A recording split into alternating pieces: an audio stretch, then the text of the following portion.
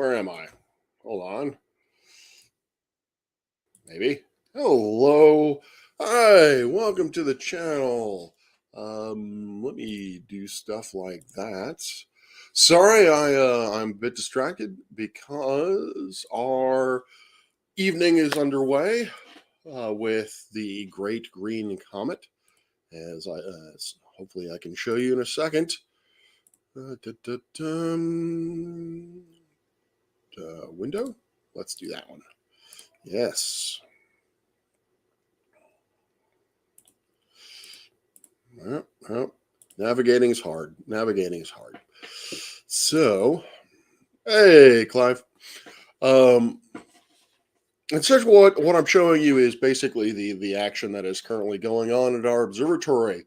The webcam is currently being hidden by data. Basically, what we're seeing here is the orbital elements of Comet C2002 E3 ZTF.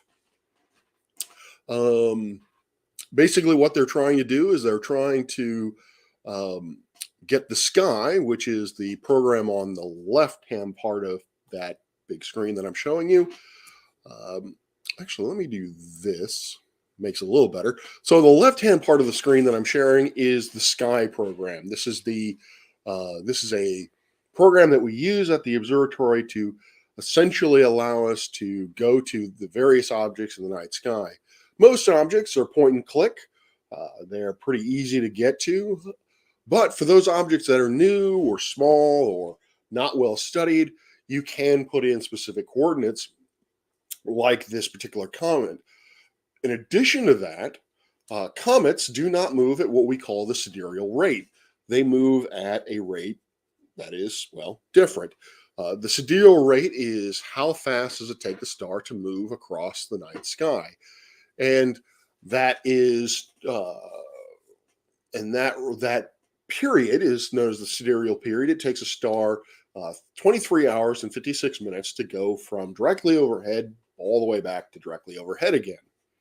So we know how to track stars, and that is pretty much the default for a telescope. But a comet isn't moving at that sidereal rate. It's not. It's moving. Actually, it's moving quite much faster than the sidereal rate, which I can show you an example of that right now. Where is it? This was taken. This video I'm cribbing off of. Whoops. The YouTube channel for Bob the Science Guy. I will put up the description or a link to his channel in the hi Crafty. I will put a link onto Bob's channel in the comments or in the description, either one. But let me show you what I'm talking about in terms of how fast the comet can move across the sky. So this is again from Bob the Science Guy's channel, who will be live streaming later tonight from his own personal observatory. I think the stream starts around 11:30 my time or 11:30 Eastern Standard. So this is again from his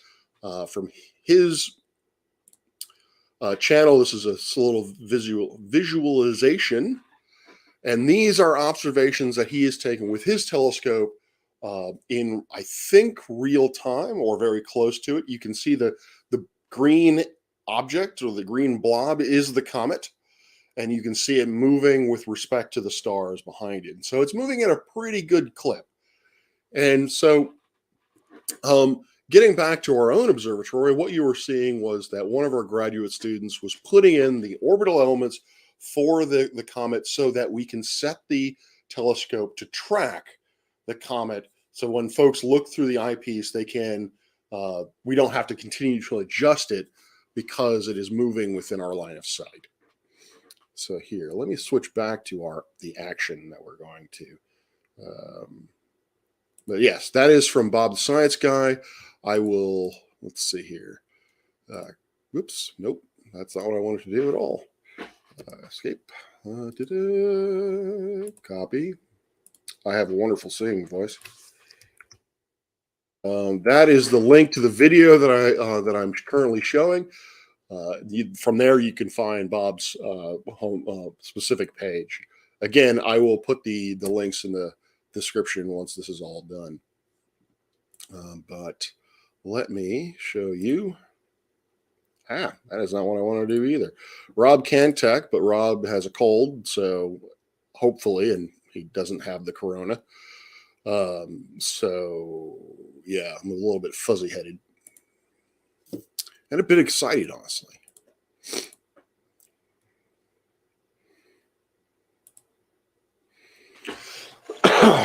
So really, I will say, to be honest, that really this is just me.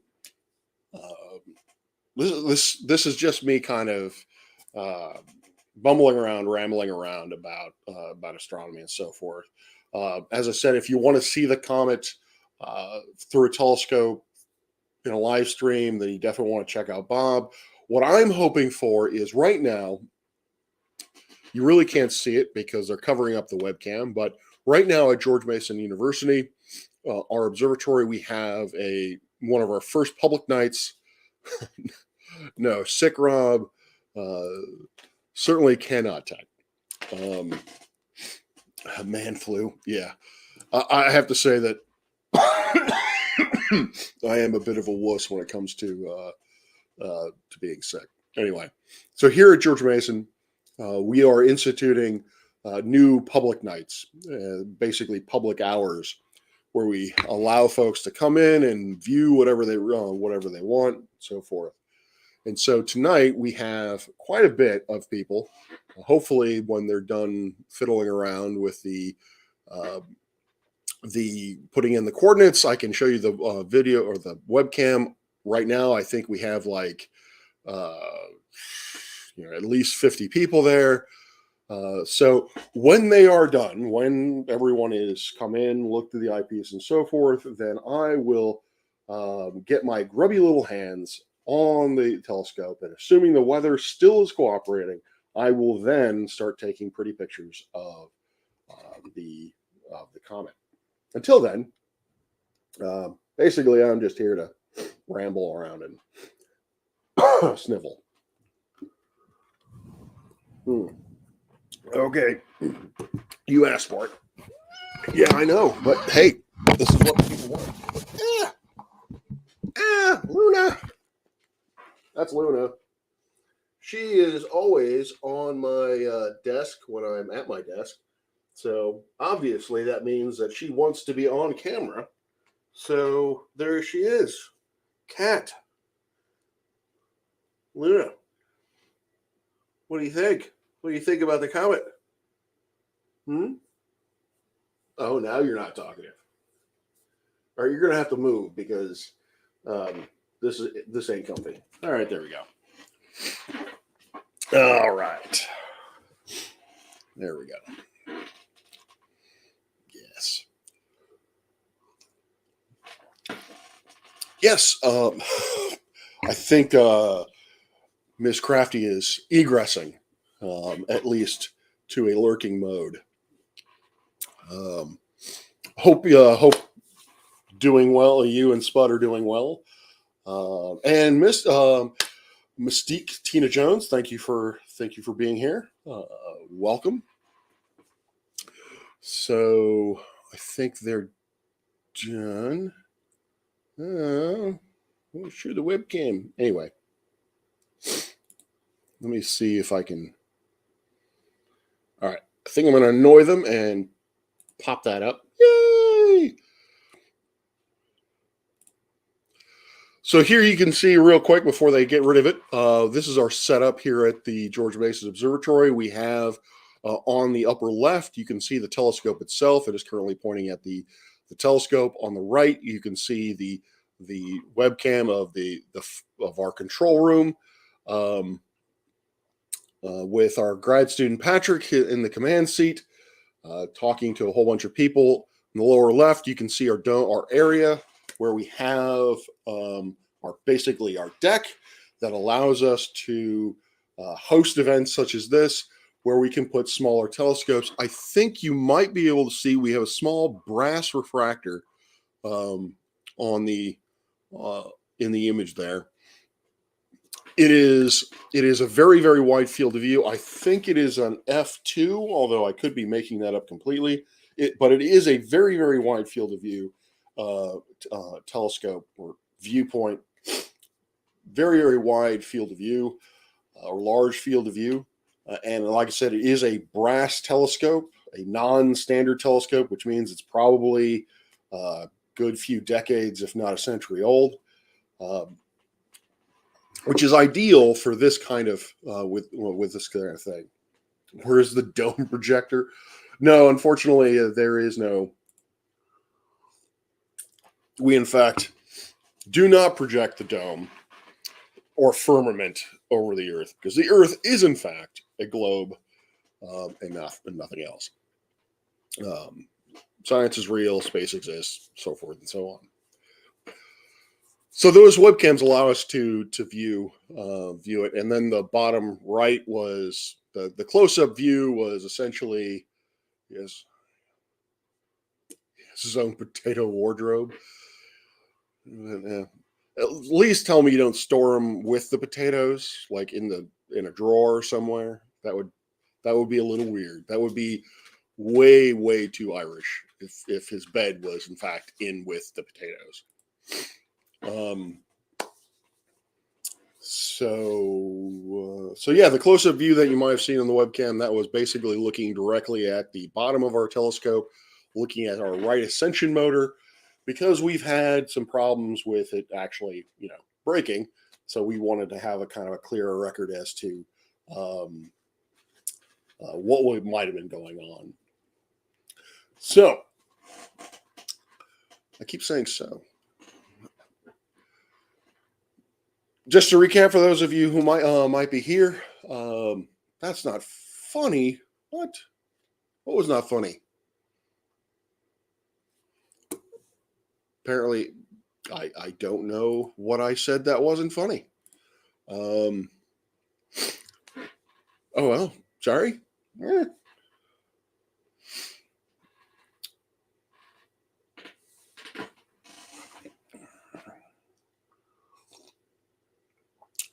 All right, so sorry about that. Got distracted.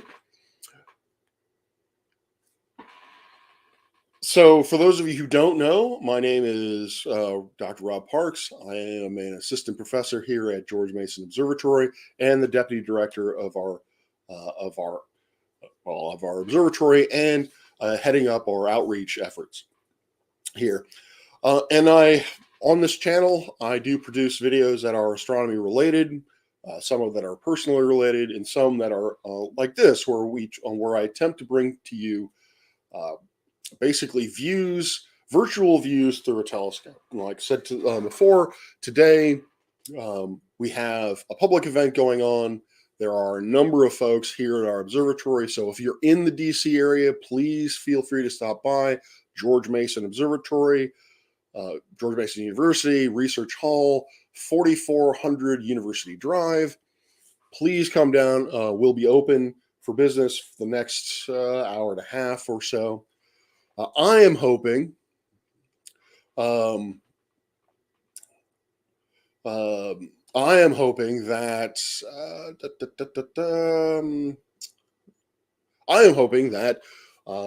folks will clear out at some point, and that I can, like say, get my grubby little hands on the telescope and be able to control it and actually start taking images of the night sky and trying to do astrophotography of this beautiful object.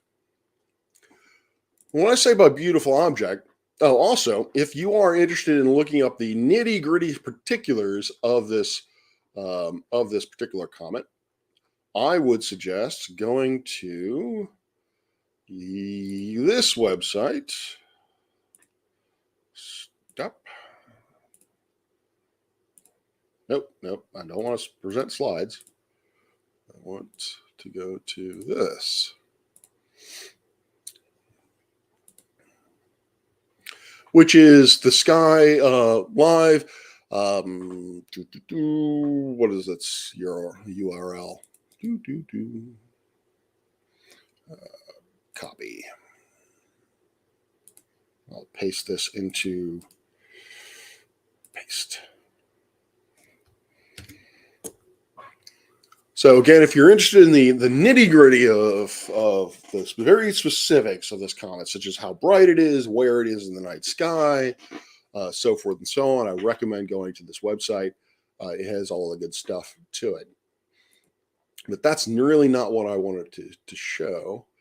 Let's see, present. Can I do this? Can I present an image? I wonder if I can present an image. Nope, that's not what I wanted to do. No. Let's see if I.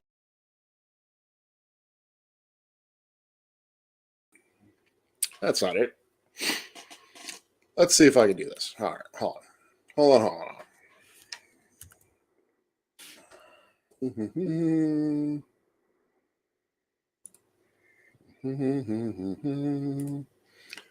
we go. There we go.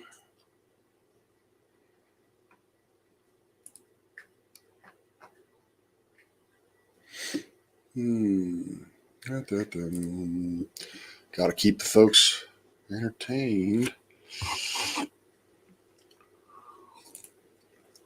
All right. Bear with me for 1 second.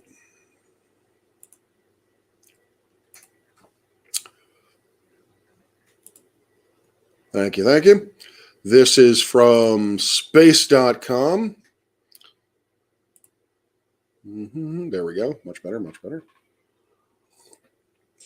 Yes, I did. I was trying to show the background image, and then apparently when I did that, I also got rid of the sound. So, whoops.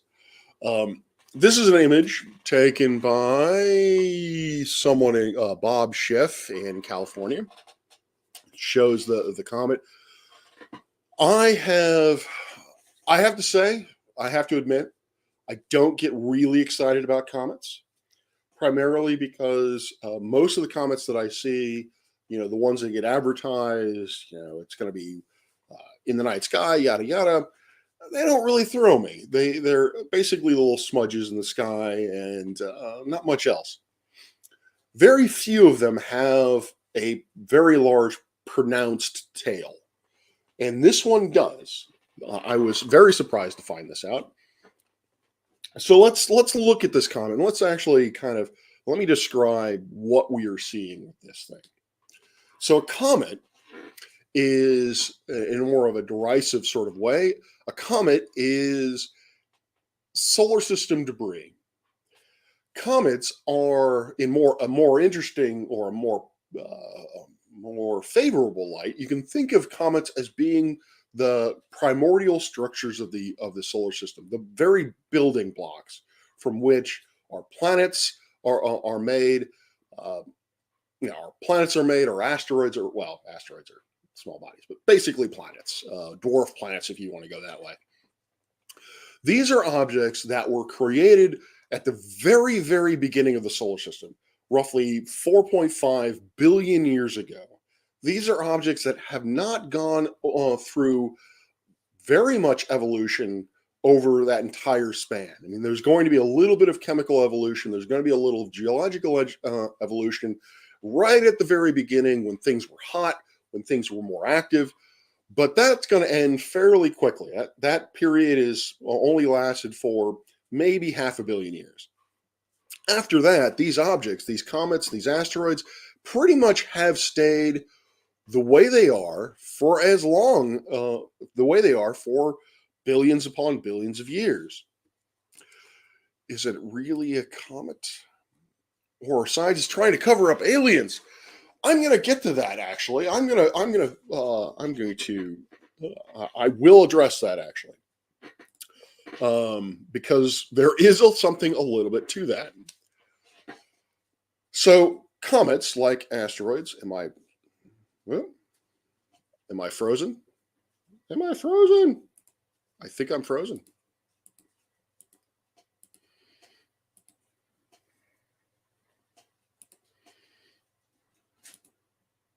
Am I frozen? Oh, all right. Some reason I thought I was frozen there for a second. So comets. Comets are building blocks that were apparently this stream is brought to you by the good folks at Chevy and whoever makes those "I love you" thingies. Um, Comets were formed beyond what we call the ice line. So when the sun formed, around it there was a disk, a circumstellar disk of material, and that material was composed of hydrogen, helium gases, and heavier elements. Those heavier elements then condensed out into either silicate rocks or what we call volatiles, iron, nickel, sand, that sort of thing. In the inner, oh, excuse me, not those are not volatiles. But the inner part of the solar system, those were, you had your irons, your rocks, your silicates, that sort of thing forming in the inner part of the solar system. Those formed into asteroids, and those asteroids then formed into planetesimals, and then those planetesimals formed into planets. Everything else, if it didn't form into those things, it either ground away and got blasted out by the sun, or it's just hanging out being an asteroid. Beyond what we call the ice line, which is basically the point at which the temperature in the disk is low enough that water ice can exist.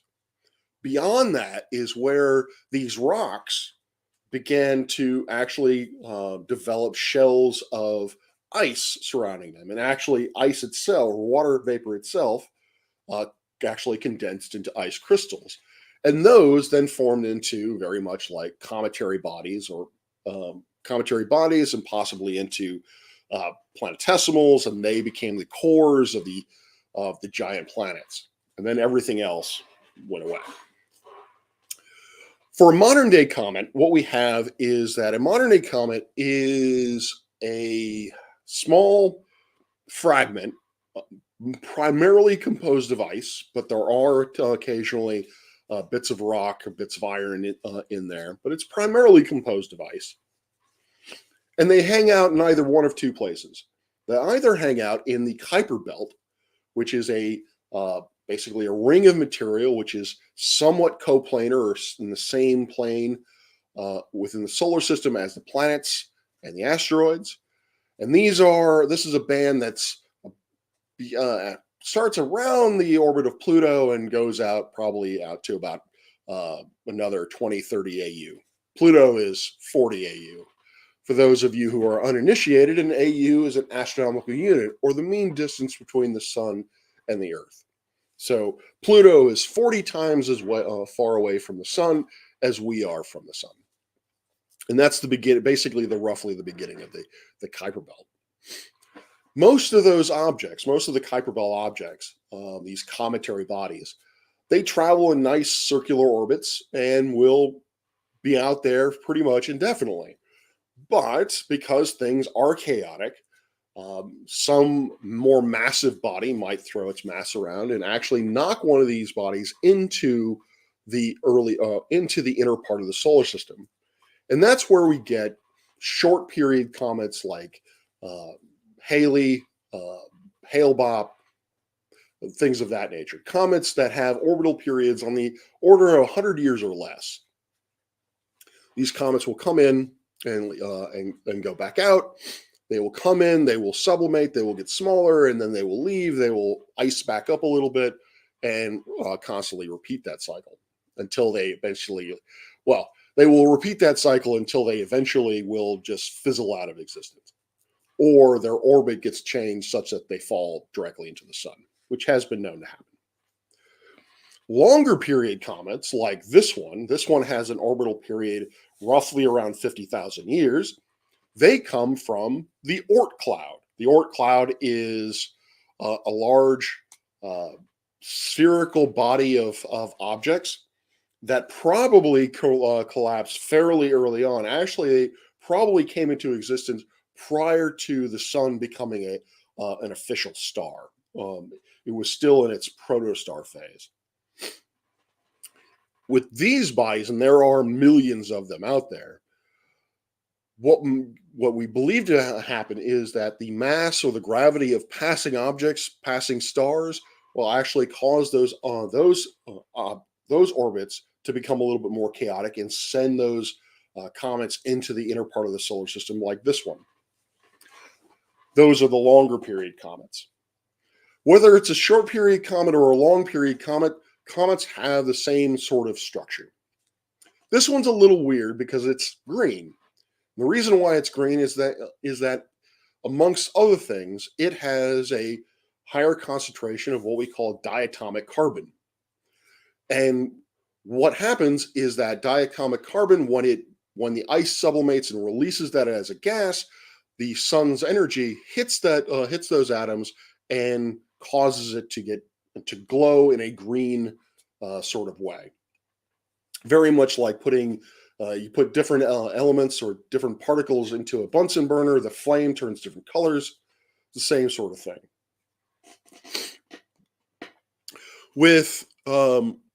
But besides the green, everything else about this comet is pretty typical.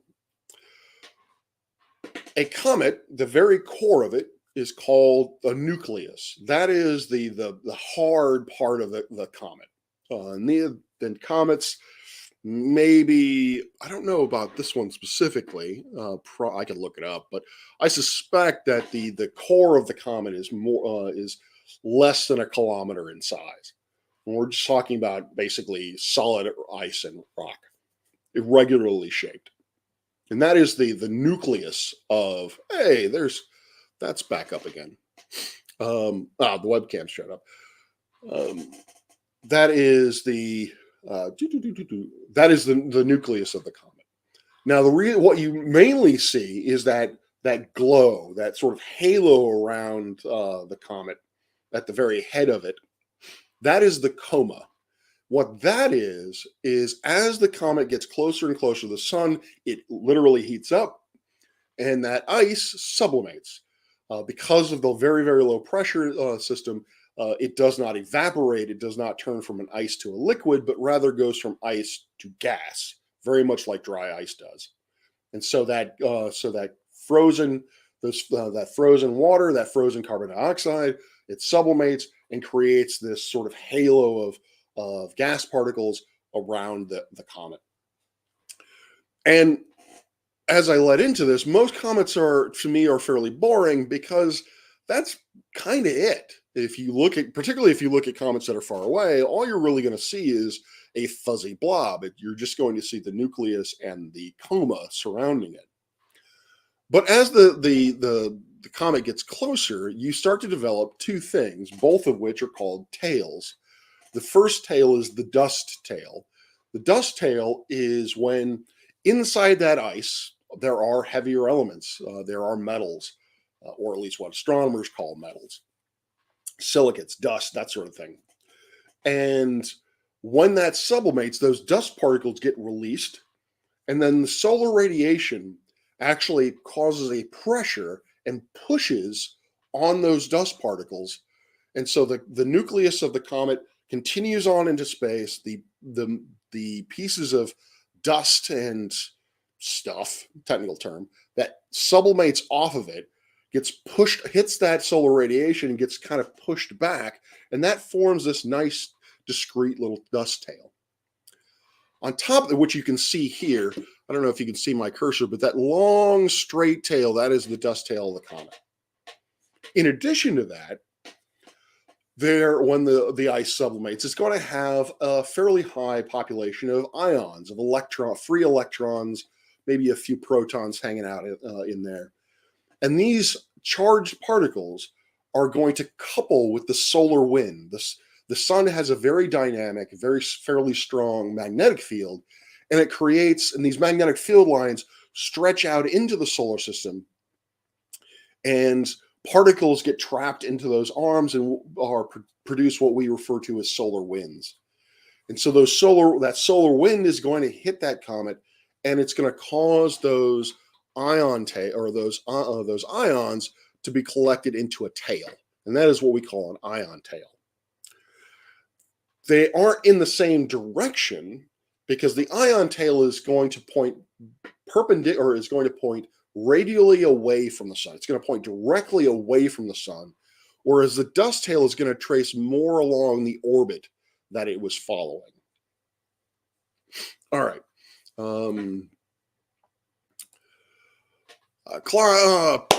Dr. Clive Wales asks, are objects in the Oort cloud substantially different from those in the Kuiper belt? That is an excellent question. We don't believe so. However, Oort cloud objects, particularly in situ, they are so far away and so dim that we do not have really reliable data on their compositions and structures or sizes, size distributions, that sort of thing. Really, the best thing we can say about what we know of their chemistry and their chemistry and their base characteristics, we know from these long period comets. And from my understanding, no, there isn't a great deal of difference. I believe there is a little bit of chemical difference in that the Kuiper belt objects are going to have a higher concentration of heavier elements. But from a substantial point of view, no, I think they're about the same. All right, going back to this one of Crafty's comments. Hey, Chara. Chara is actually a name of a telescope that I used during my dissertation. Aliens. All right, that brings us to, actually, I want to go back to showing you. All right, awesome. So, apparently they're already showing, actually looking at, it means friend in Irish. I will have to tell them that. They are apparently doing what I was hoping to do later on, which is actually image the comet. I don't know. I thought they were letting people look through the eyepiece, but I guess that has dwindled off a bit. But that is what the comet looks like from an initial imaging attempt. I'm going to try to do better. I'm not going to fiddle with it right now. But what he's showing you right now is essentially the coma. You can't see the tail, but I am a little bit more savvy than Kevin is in terms of how to represent things. So I think I can tease out a tail from that.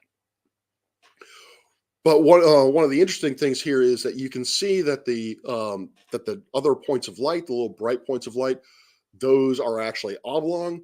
Those are stars, and the reason why they're oblong is, as I said before, we're tracking the comet.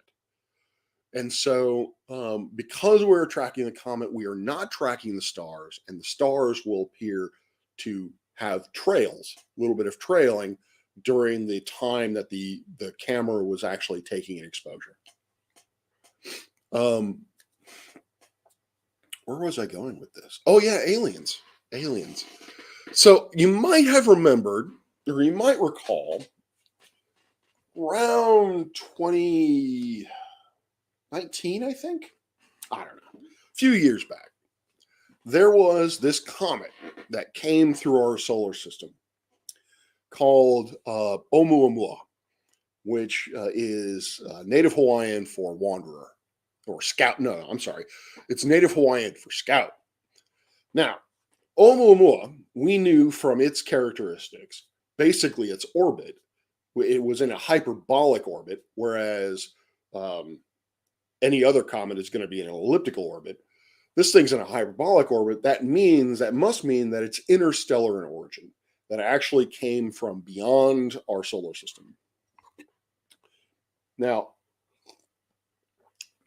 we caught Oumuamua because of a telescope mission called Pan-STARRS. There's a series of telescopes on Mauna Kea that sole purpose is to continually scan the sky looking for asteroids or really near Earth objects or NEOs. They can be asteroids, they can be comets. But the idea is we want to be able to map everything within the vicinity of the Earth because eventually we're going to get hit again, very much like the dinosaurs experience. We're going to get hit by a giant rock named Kevin, maybe named Kevin, and it's going to be very, very bad for us. So the idea is we want to be able to find these things before they become a danger to us, so that we can theoretically, I don't know, send Bruce Willis out there to go deal with it for us. Well, Pan-SARS found Oumuamua, but Oumuamua was moving so quickly that we barely caught it. We caught it, I believe, on the way out, or going on the way out. But where do aliens? What does this have to do with aliens? Well, the reason why this has to do with aliens is because of certain things about it that were weird, that were different than any other. I need to get with Dr. Bob and see if I can help him confirm that as an asteroid. But things about Oumuamua were weird in that it was more than likely either cigar-shaped or disc-shaped, and it was very shiny. Neither of these two things we were expecting interstellar comets to resemble. What is something that is thin and shiny, you might ask? Maybe a UFO comes to mind. But probably the more evocative thing that it did, or provocative thing that it did, was that as it went around the sun, it changed its trajectory. Now, things that are in orbit or things that are moving through I would hate to say ballistic trajectory, but these things are just the rocks or ice. They follow a pre-described orbit based on the initial conditions of when they were flying out into space, and then possibly even some perturbations around them. Flying saucer, that's the word I was looking for, Clive. And so they are very predictable. We know, we can figure out what these orbits look like over time. This thing was weird in that it changed direction as it was passing by the sun, which we're like, that's strange. Comets don't usually do that. Usually. But they have been known to do so. Again, as I was talking about that whole sublimation business, as the nucleus of the comet comes by the star and continues to heat up, at some point in its formation, there may have been a period where there was gas trapped within this comet that was under high pressure. And so as it sublimates, it basically pops open one of those pockets of high pressure gas, and that acts as a thruster. And it basically it thrusts out, and that will cause the comet's trajectory to shift. Normally, again, typically, there is evidence of a thruster action. Basically, we can see a little bit of a jet come out and find it. We didn't see that with Oumuamua.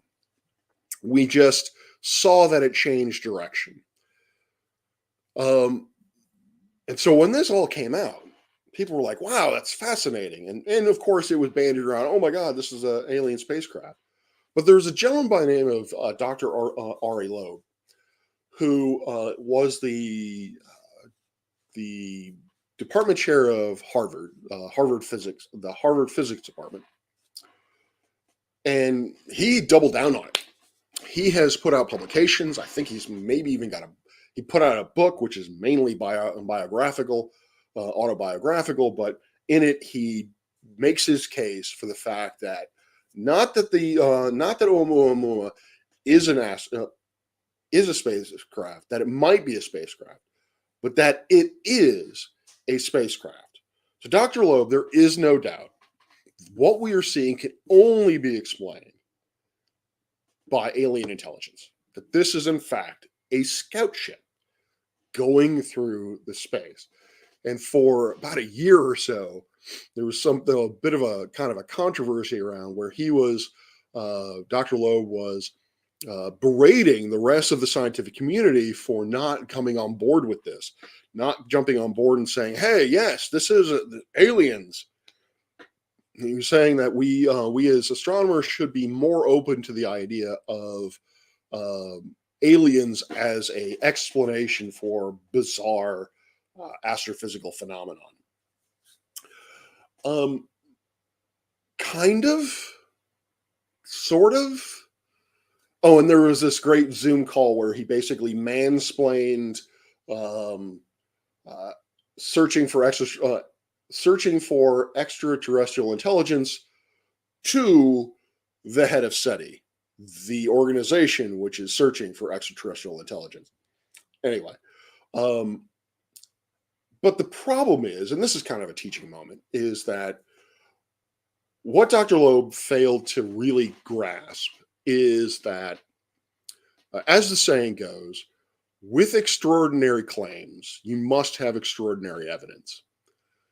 At this point, claiming the existence of extraterrestrial intelligence is an extraordinary claim, because at the moment we haven't even found simple life outside of our own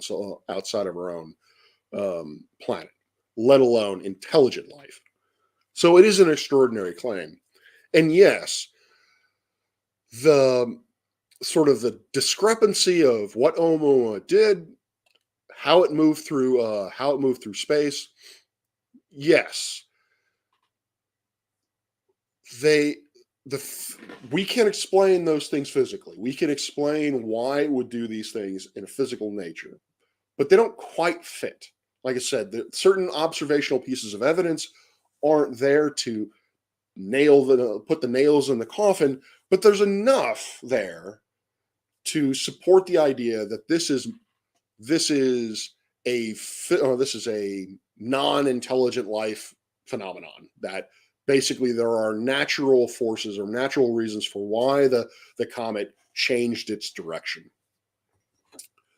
Not as conclusive as we'd like, but enough. Dr. Loeb again was like, no, we have, it's not enough. These natural explanations are insufficient because they aren't so conclusive. So it must be aliens. Is it aliens? I doubt it. Could it be? Maybe. But again, there isn't enough evidence to support that kind of claim to be definitive in any way whatsoever. Do I think that astronomers should be more open to the idea that strange phenomena that we see in the universe might be signals from intelligence, extraterrestrial intelligence? Sure, we should be open to that, and we should be more willing to entertain that idea in the public realm. As when I was a wee grad student, I know that if anyone had suggested putting that into a paper, they would be laughed at. They would be looked at as being a little bit weird. Nowadays, it's becoming more of a reasonably accepted thing to hypothesize on. So, long story short, there is a story of a comet where someone who is respected in the astronomical community actually thinks that the comet was in fact aliens. What I find to be kind of humorous to this, although it really doesn't tie in, is that once we found Oumuamua, and then a year later, we found another interstellar comet interloper coming through our solar system. And I was like, oh, okay. So, well, the first one's obviously a scouting party. The mothership just arrived. But sadly, if that mothership did arrive, it didn't land anywhere, or it didn't send anyone anywhere here, or at least I don't think so. I don't have any evidence for it. So, hello to anyone who may have come in. What I'm showing you here is a live view of our control room and our observatory. You can, on the upper right is our control room. Our grad student Kevin is the one sitting at the desk, and against the wall. He is in charge of this thing. In the upper left, you see our 32-inch telescope in use. Below that, we have a view of the deck that we use for public nights and for teaching. I saw a brass refractor being put out. I recommended they put out another telescope, so maybe one of our 8-inch reflectors is out there as well. But we use that area for teaching purposes and for outreach purposes.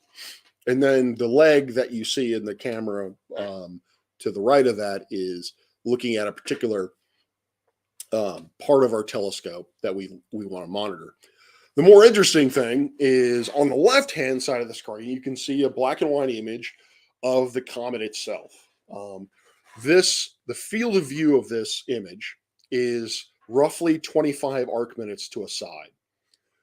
What is an arc minute? Well, simple enough. An arc minute is a angular unit, or a unit of angular measure, very much like a degree. So if you take a single degree, you can break it up into 60 equal segments. Then each you could take a degree, break it into 60 equal segments, and that segment, one of those segments, is an arc minute. To give you a better kind of example, you have the full moon, for example. The full moon is roughly half a degree or 30 arc minutes in size. So if we were to look at the full moon with our camera, we would see the entirety of the moon except for the top side edges would be slightly off camera. So that just gives you a sense of scale.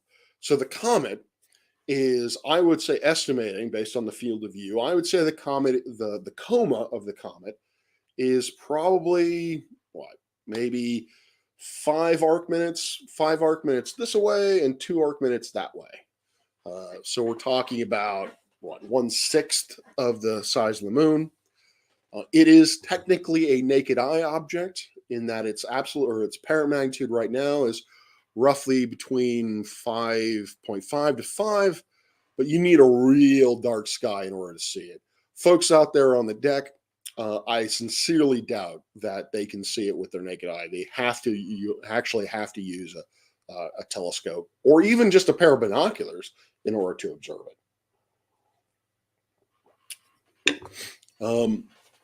One thing that they've done, and I don't know if they've continued to do it. Let me get a close-up image of this myself. Yep, they're sticking with it. Is we have the ability here at our observatory to change the rate at which the telescope tracks objects or moves across the sky. Normally, the default is the sidereal rate, where it tracks stars over the course of the night from horizon to horizon. But not everything in the sky tracks at that rate. Some objects, like the moon, for example, track at the lunar rate. Asteroids, comets, none of those. They track at their own individual rates because they have their own individual speeds.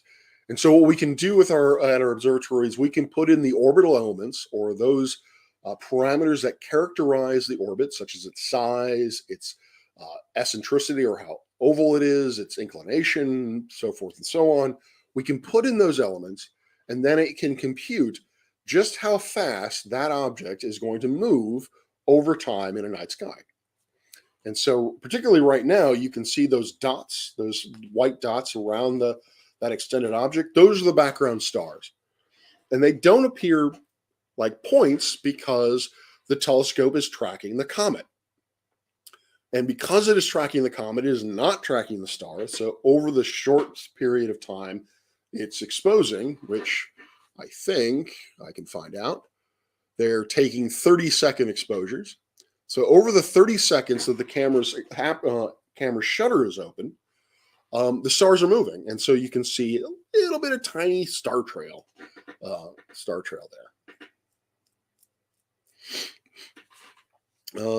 Let's see the comments. The firmament is almost as tricky as to work through as the Van Allen belts. Yes, yes. Yeah, the aliens quite haven't figured out how to penetrate the firmament to get to us. If we see a giant uh, maid with a vacuum arrive in space, we know we're in trouble. We know that the air is going to be completely gone if the maid actually shows up.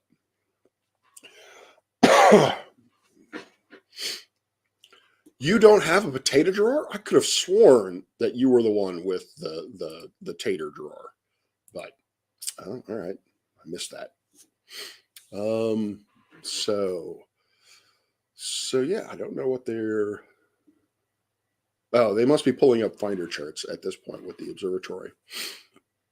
Again, because I'm with Clive. I don't quite believe that. Again, if you would like to help out, no, please mess about with aliens. I actually kind of like talking about aliens. I actually gave a talk recently for the university where it was science fact meets science fiction, where I talk about 3 cases, including Oumuamua, where we have we there is some evidence of something weird happening where someone else has taken that evidence and just jumped on the alien bandwagon. Uh, the first one was Percival Lowell looking at Mars. He looked and saw the iconic canals of Mars and saw how they changed, and that really just opened Pandora's box in terms of the public's fascination with the little green men of Mars. Then there's also the case of the Boyajian star, where the reason for the weird dips in its light could be caused by an alien megastructure surrounding it. So, yeah, I really do like talking about aliens. I stand by that. And if you would like to help me talk about aliens, please consider becoming a Patreon of our observatory. On the banner, there is the link to it. All proceeds go to funding these type of public events. It goes to funding the student organization, the student club. That's being clipped. No. All right, fine. Let's see. Darn it. Edit. Let's save. How about that? All right. There you go. JL to reinstate his belief in ghosts. So here's the Patreon. You can donate and help us out with this. There are perks. There are various levels that you can donate, and I am, and they are real perks. They range from naming my firstborn after you. Well, of course, there is the caveat that my partner has to agree, but it is out there. If you become a Patreon, you could potentially, my firstborn could potentially be named after you. But also, perhaps of more interest, depending on the level at which you donate, you can have, I can give you a private tour, either in person or virtually, where we use the telescope for as long as you want for a night. Or even if at a higher level, I can talk to you about designing a research program, observing program, where you can take data on any object that you would like and figure out how to turn it into science, how to actually turn it into a research project, because there are avenues that you can take that privately collected data, that privately analyzed data, and actually get it out there so that the scientific community will see it and will acknowledge it. You can put it into papers, that sort of thing. So if you, like I said, there is a level at which we could, I would be happy to talk you through it. And actually, you can use our telescope in order to collect that data. No, that high pitch, no. I didn't actually mean to replicate that, but I don't know. That's all right. Let me. A little bit embarrassed. Let me stop there. Let me actually put this down and make it a ticker. Where is it? There it Oops. Tuck, tuck, tuck, tuck, tuck. Okay. Anyway,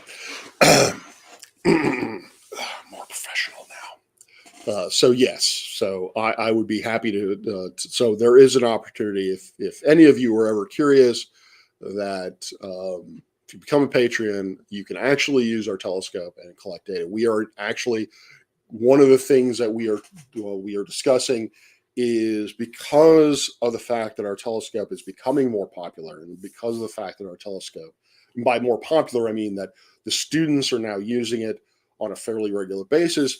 We actually have the the grateful problem, or the problem we want to have, of actually having a telescope allocation committee, which is a fancy way of saying basically it's a committee that says, all right, these are all the things that people want to these are all the things that people want to do with the telescope. We need to organize it so that we can optimize and make sure that everyone has an opportunity to use it. And so I am going to have time for it. I'm going to put it out there and do my own projects essentially, and anyone else can tag along with me. Rob, I believe in aliens. Parks University astrologer. Actually, what I'm going to put on my wall door, and I don't know exactly. I'm still working out the details, but it's going to be something like Professor Parks, PhD, Deputy Director of the Orrery and the Department of Psychics and Astrologers. I think that's what I'm going to have on my door in my office. Hey, actually, that's a great segue. The main research that we actually do here at George Mason with this telescope is look for planets. We actually look for, or rather, we confirm the existence of planets going around other stars. We now have enough information to confidently say that planet formation is a natural process when stars form. So when a star forms, it's going to form planets. So every star that you see in the sky, as I like to say, every star that you see in the night sky either has or has had a planet going around it. And so if life exists, if there are aliens, then we are hunting for them. Really, we're hunting for planets, but hey, if the aliens want to come along, that would be awesome. Hi, Norm. How you doing? Good evening. And so yeah, hunting for aliens, but aliens are responsible for planet formation. That's an interesting idea. Maybe. I mean, there's always the idea of transpermia, where aliens actually seed. It kind of gets a little dirty. Aliens seed other worlds with life and cause them to, and that's why we have life on this planet, is because aliens came around and seeded us. I think that's as far as I'm going to go with that on my stream. But where was I going with that? Actually, I often get asked, seriously, I often get asked, what are my feelings on extraterrestrial life? And is that a guy's knee? Okay. No idea what's in the webcam. I don't think it's a butt. Could be a knee. Shin. It's a shin. That's what that is. What are my opinions on life? What are my opinions on aliens? My opinion on aliens is a bit pessimistic, in that I think that at this present epoch, at this present time, is there life on other planets in the galaxy? I would say an unequivocal yes. I would be very surprised if life in some form or another did not exist on a planet somewhere within our own galaxy? Do I believe that there is alien intelligence or intelligent life somewhere in the galaxy? I highly doubt it. Highly doubt it. Is there a spacefaring race somewhere in the galaxy? I'm fairly confident of no. There is not a galactic federation of planets out there. I don't believe that. That was no moon. I don't believe that there is that kind of intelligent life out there because, dun dun dun, of climate change. I've heard an argument, and I'm basically sold on it until I hear a better explanation or a good refutation of it. Is if you take away the psychology, the sociology, what have you, because alien life is going to truly be alien. We don't know anything, and I don't think we can reasonably speculate on how are aliens going to behave? What are the aliens' motivations, and are they going to be warlike? Are they going to be explorers? Yada yada. I don't think we can confidently say anything about that. So what are we left with? What we're left with is the practicalities of survival. In order for a species to not only survive but really progress from a technological point of view, you have to look at how to produce energy, because without energy, you have no progress. From a technological point of view, you cannot evolve unless you have some sort of energy source to power things like heat in your home, eventually transportation, communications, things of that nature. And again, unless there is some other feasible, real physical way that I'm not going to describe it, the only real way that this progresses is an emerging civilization is going to burn plants. They're going to burn branches, leaves. They're going to eventually burn wood. They're going to burn basically organic substances, and then they're going to figure out, oh yeah, this dirty rock that actually burns real good. And they're going to start burning coal or possibly oil, petroleum, which inevitably is going to lead to fossil fuel use. And so you go from plant-based use to fossil fuel use. And we know that, well, at least we have only one data point, but I think it's reasonable, that the amount of carbon dioxide that is released, the change in the atmosphere that happens due to that transition from plant-based fuel to fossil fuels is significant. And really that's the key thing, is the survivability of a species really boils down to how quickly can a civilization recognize the dangers of continual fossil fuel use and then get off of it. Well, first, how quickly can they identify and accept that fossil fuel use is in fact detrimental to societal health? And then the other question is how capable are they to switch over to something that isn't harmful, renewables, nuclear, solar, that sort of thing, or possibly something we've never thought of.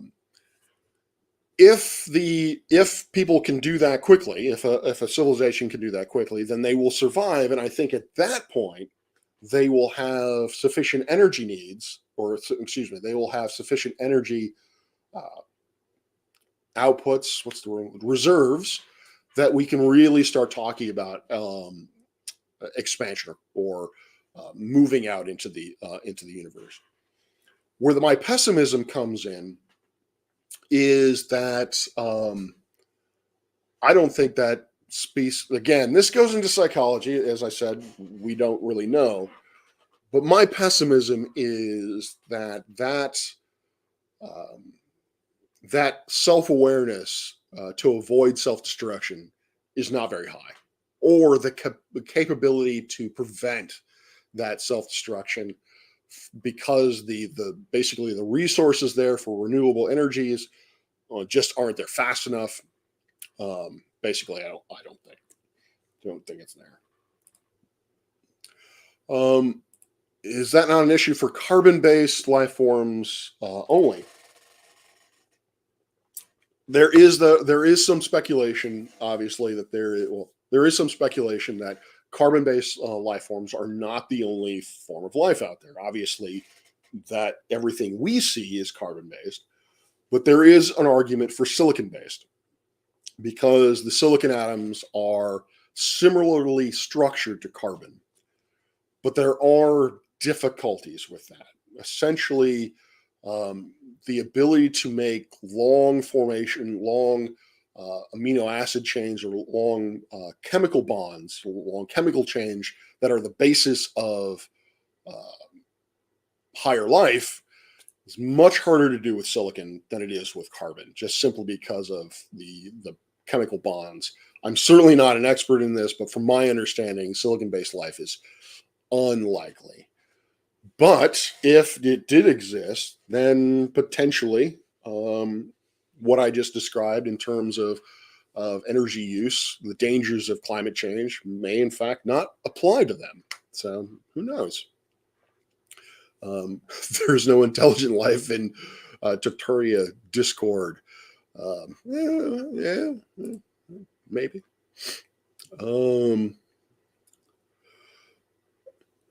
Clive says, I don't buy into silicon-based life.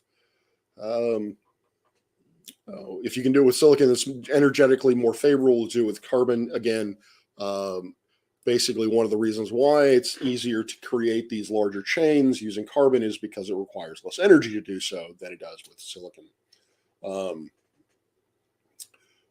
But who knows? Again, we really only have a data point of uno. We do not have a data point. We don't have much data out. Well, we don't have any other data until JWST or other projects can give us more detailed information about the atmospheric compositions of exoplanets. And really, I think until we can actually start to get evidence or get observations that allow us to more precisely look at life itself and not just evidence of life. So JWST is looking for what are known as biomarkers. They're looking for atmospheric, or they're looking for the elements to be within the atmospheres of exoplanets that are put there through biological means rather than through geological means. That's a tricky thing to do. A lot of these things, even like things like water vapor, can be put into the atmosphere via geologic activity rather than biologic activity. So we have to, I think, in order for us to really answer the question of life and the possibilities of non-carbon-based life, we have to go even deeper. We have to move beyond the biomarker stage of looking at alien life. When that's going to happen, I don't think that's definitely not going to be within my lifespan. JWST is not going to be able to answer those questions. I doubt it will be even within Spud's lifetime. Maybe Spud's kid's lifetime. They might be able to have produced a telescope large enough to answer those questions. But excuse me. So yeah.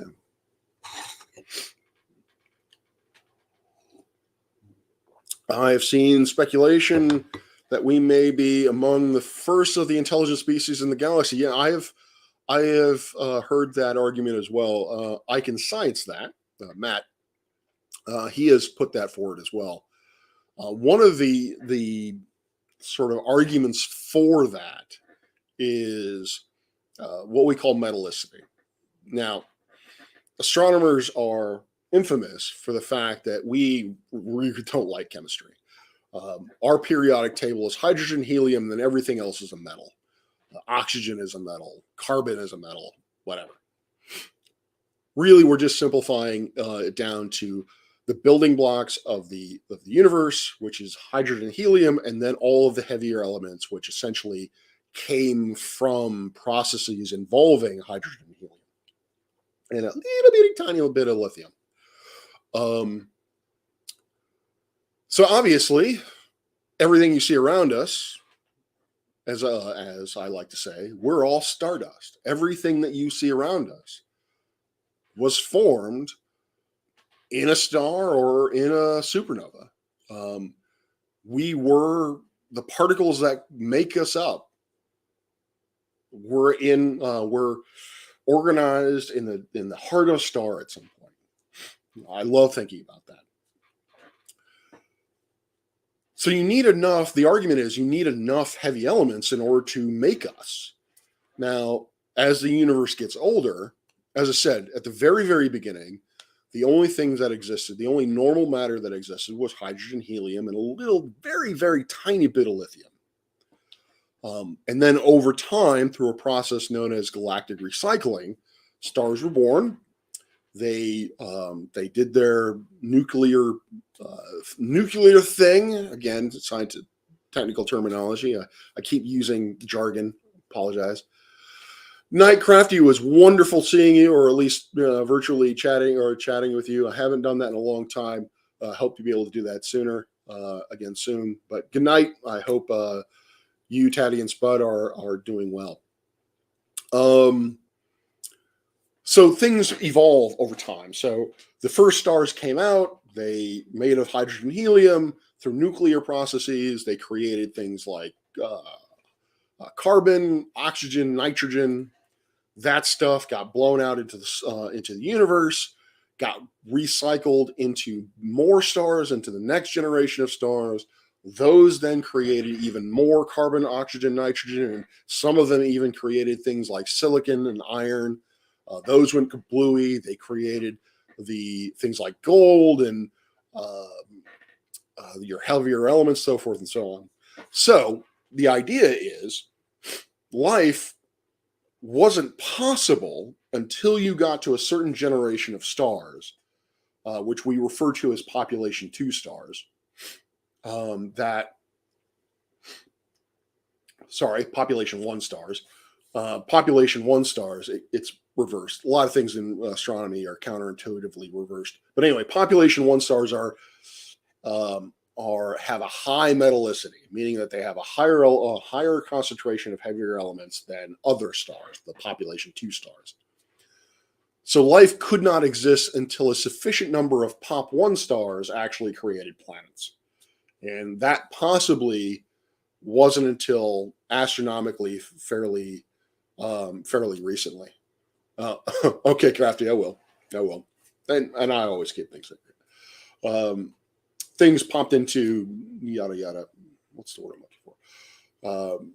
Popped into existence. And the other thing is life doesn't evolve quickly.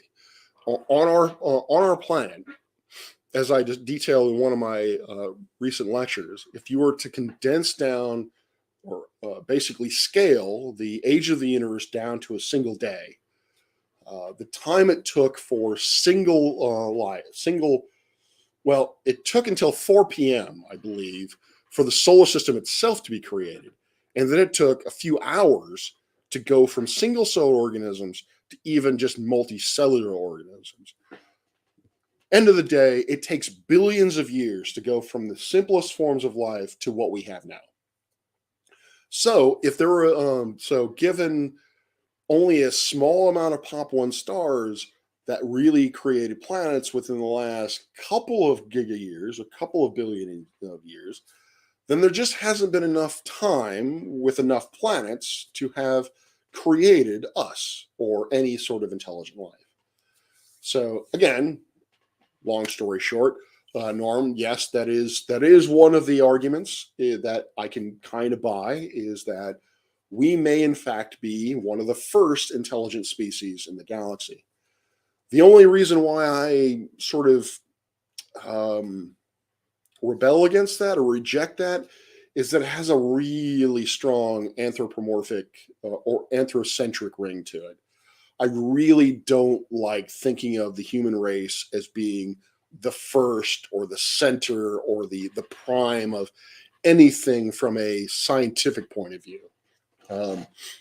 We have a history of doing that. We thought that the Earth was the center of the universe, or the center of the solar system, then the center of the universe, then the center of the solar system. Then we thought that the Earth was the center of the galaxy, which in and upon itself was the universe. And then from there, we never once really thought the Earth was flat. Just so you know, Aristotle, the great Aristotle, he knew that the Earth was round. You had Eratosthenes, but Eratosthenes basically got the idea of, hey, the Earth might be a globe from Aristotle. So there was never, I don't care what what kind of depictions, and this is kind of going off on a small mini rant. I don't care what kind of depictions you show me of like the Mayans and all that kind of good stuff, where you tell me that ancient civilizations thought the Earth was flat. It's bogus. At least from the time of the early, or I guess the late period BCE, like 200, 300 BCE, we knew the Earth was a globe. So, it ain't flat.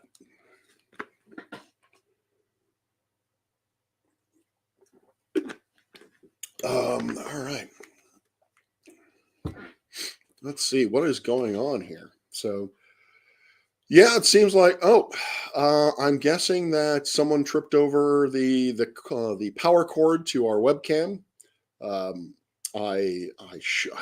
I knew there was something I needed to do, and that was to take ye-hole duct tape and tape that camera, or that power cord down. So we've lost one of the webcams.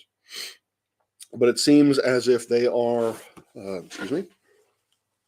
they are still with tour. And so I cannot get my grubby hands on the telescope yet, but you can see again, this is that's not much better, but you can see that we are taking images of the, oh crud, I think that means clouds. We are taking images of the comet. I'm hoping to get copies of those so that I can manipulate them and hopefully be able to tease out that smaller cometary tail that we can see in better objects. So, excuse me. I really hope I don't have the Rona. Yeah,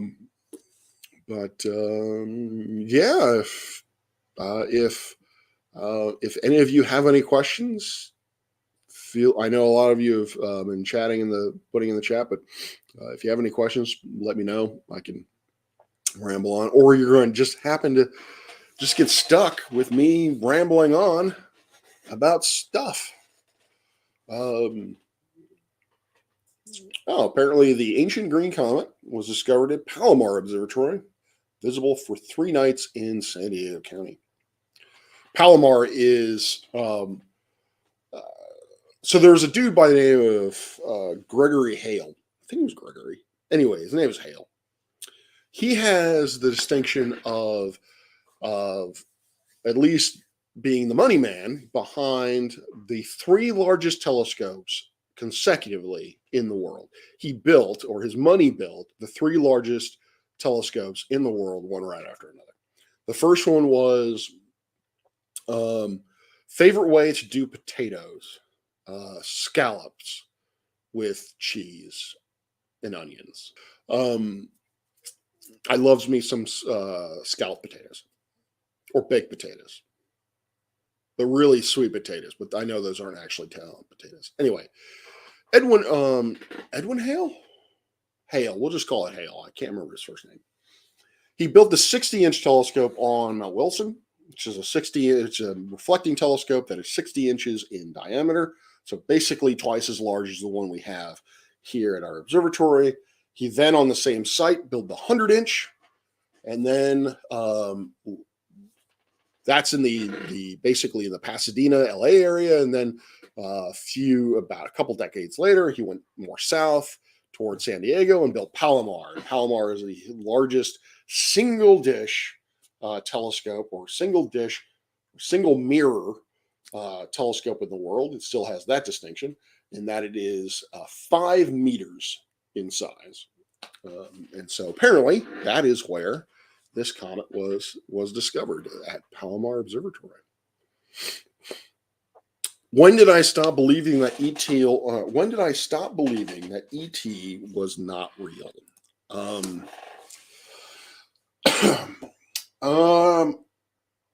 It was really when I read a book by Adam Frank called, what was it called? It's over there somewhere.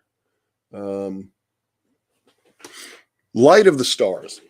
It wasn't until I read a book called Light of the Stars by Adam Frank, where he talks about this sort of thing, and I've kind of already outlined his reasoning. When I read that, that's when my pessimism for intelligent life out there really kind of nailed in. But before then, I had my doubts because of something known as the Fermi paradox. And you've probably, if you were a space nerd, you've probably heard of the Fermi paradox. The story behind it's actually pretty awesome. One of the first conventions or meetings, this is in the early 70s, there was basically people like Carl Sagan, Frank Drake, Enrico Fermi. They kind of had a small gathering, a meeting at Green Bank Observatory in, I think, I don't know, I want to say early 70s. I don't know what it is. And they were sitting around a lunch table. I'd like to think, because I've been to Green Bank a couple of times, I'd like to think that I actually sat at that lunch table. But they sat at a lunch table, and Enrico Fermi basically, posed the question, because Drake, did I say Francis Drake? Because that's just wrong. Frank Drake. He is a big proponent of life, extraterrestrial life. The Drake equation is named after him. Fermi basically said, well, if that's true, if there's alien life out there, where is it? Because you can show fairly easily that even if you take modest estimates of space travel, of how fast something can go, or how fast things can move. Oh, I guess it was in the late 50s. I thought it was the 50s, but I thought that was too early for Drake and Sagan, but maybe not. I might be getting the story a little bit confused. It was definitely Fermi who said it, so it must have been in the late or early 50s. Anyway, thank you, Clive. Where was I going with that? It can be shown fairly easily, even if you take fairly conservative estimates of how fast things can go. We're talking like 0.1% of the speed of light, so barely relativistic. You talk about conservative estimates of the survivability of probes going from one place to another. You can show that if you had a concerted effort, if a civilization wanted to, they could reach and have a settlement on every planet in the galaxy within 1 to 10 million years. I know, only 1 to 10 million years. But from an astronomical point of view, that's kind of a blink of an eye. The galaxy itself has been around for, the solar system's been around for 4.5 billion years. Actually, I don't know this. I don't know the age of the Milky Way. I should know what the age of the Milky Way is. I'm going to guess that the Milky Way is somewhere about 8 billion years old. Let me go with that. Billions of years. Anyway, it's definitely billions of years.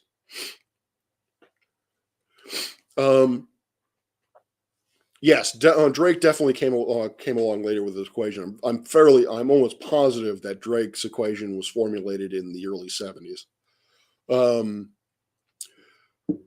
And so 10 million years is nothing in comparison to the age of the galaxy. So Fermi's got a point. If there is an intelligent life out there, why haven't we seen any evidence for it at this point? They should be. Granted, this gets into the psychology of things. Of these alien species would want to actually do this, but hello, Vikram. 13. Really that old? That's close to the age of the... So that's saying that the Milky Way is one of the first galaxies to be... Oh, well, all right. Okay.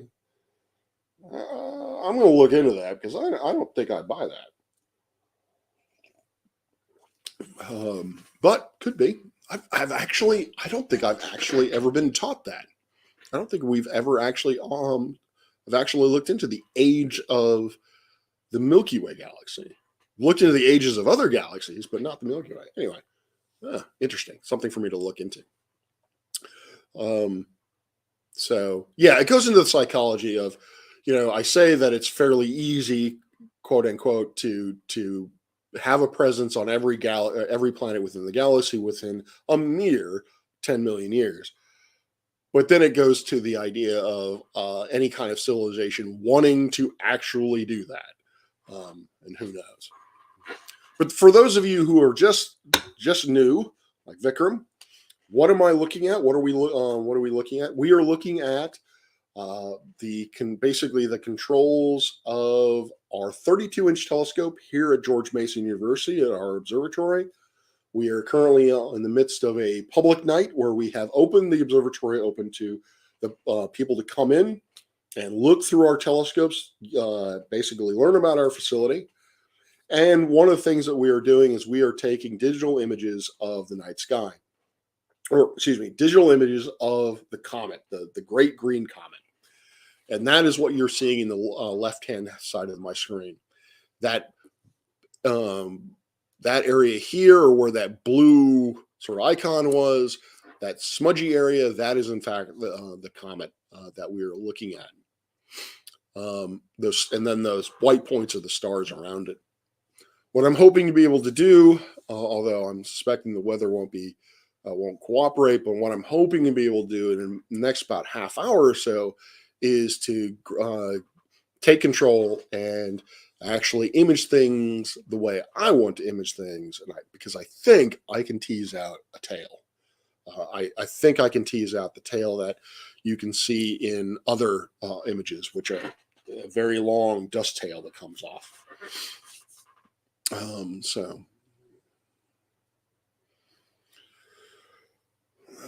Yeah. People live in the Milky Way are always the last tourists. Maybe. Who knows? But yeah, being sick sucks. But but I'm not going to complain about it because the whole stereotype of men and not being able to take head colds. But God, crap. So what else I can say? So yeah, I hope for those of you, I know Clive has been a fairly regular audience member, as it were, to my lecture series. Although I missed this last Monday because of a work conflict, but Monday, Wednesday, Fridays from 3 to 4 p.m. Eastern time, I put out a live stream of a lecture. The topic for this lecture series is the solar system, where I get into a little of the solar system at an introductory level, but with a little bit more depth than I have in previous lectures on my channel.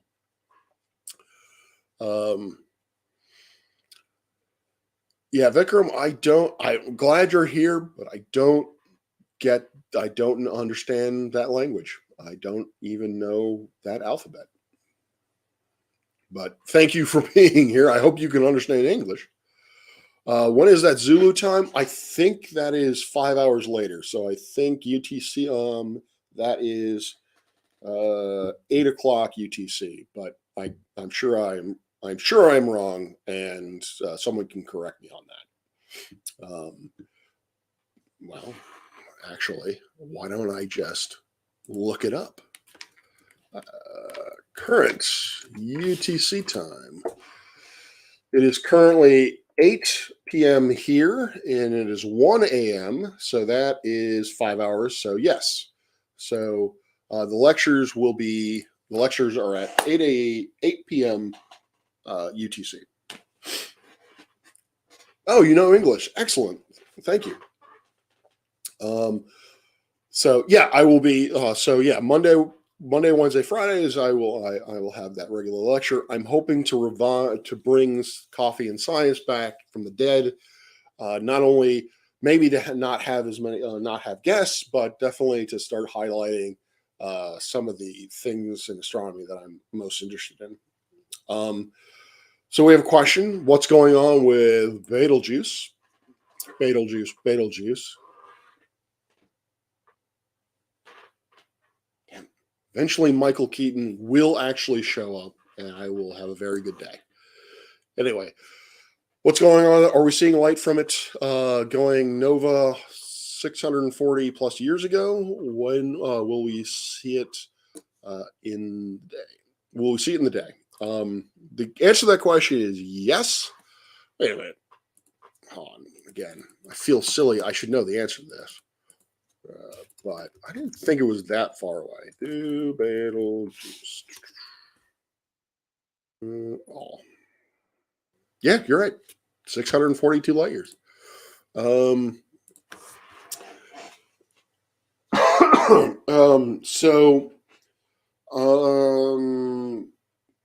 yeah, there was a little bit of excitement surrounding Betelgeuse. For those of you who don't know, Betelgeuse is the bright star in the right-hand shoulder of the constellation of Orion.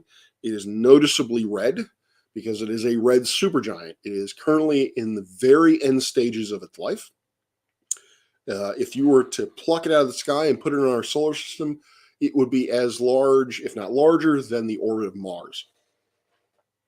Now, what was exciting about Betelgeuse is that, so with science, with all science, there is what we call an error bar. We do not know things. When you talk about something, there is always a margin of error. So we say, for example, that the sun is going to have a lifespan of 10 billion years, and we're currently a little bit over halfway through. But obviously, that 10 billion years isn't exact. It doesn't come down to the day. We do have an error bar to it.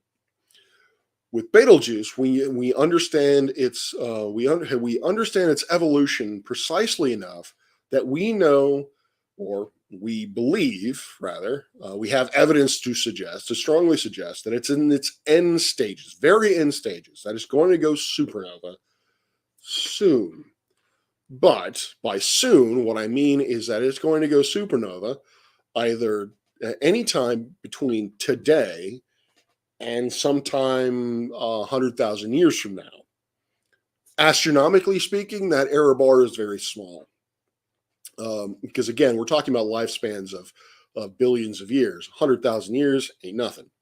But to us, it's something. Over the last few years, though, or after the last year or so, what we noticed was that Betelgeuse significantly dimmed, to the point that it dimmed significantly enough that people with their eyes could tell, wait a minute, Betelgeuse was much brighter a month ago. You could literally see that Betelgeuse was dimming. Now, dimming is one of the precursors of the thing going supernova, going boom. And just blowing up. It is the catastrophic end stage of very high mass stars. So in this case, actually, Betelgeuse overall lifespan is probably on the order of hundreds of millions of years rather than billions. But Betelgeuse is going to explode. It's going to supernova. And when it does, when we perceive it to supernova, the really weird kind of thing about it is that, as I also pointed out in one of my lectures, is we are not seeing it as it is right now.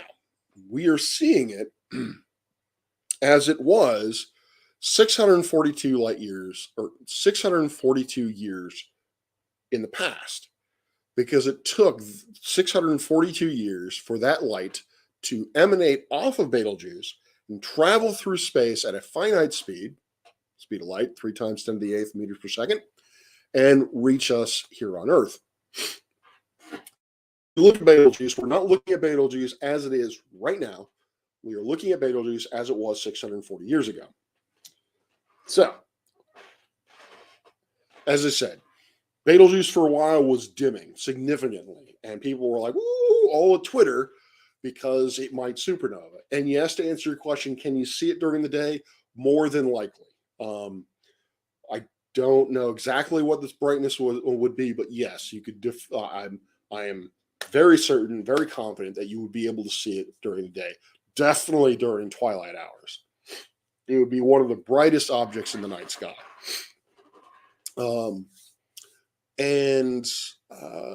Yeah, so people were all on Twitter like, "Oh my God, Betelgeuse is going to explode!" Woo! Everyone was looking at it, and then it stopped dimming, and it kind of just calmly went back up to its normal brightness. And essentially, the explanation is that Betelgeuse sneezed. One of the things that happens to stars are what we call coronal mass ejections, or really, just as a general rule, mass loss. Stars will lose mass; they will eject gas off of itself for a variety of different reasons. So, what we suspect is basically a coronal mass ejection occurred on Betelgeuse. That was very, very, what's the word I'm looking for?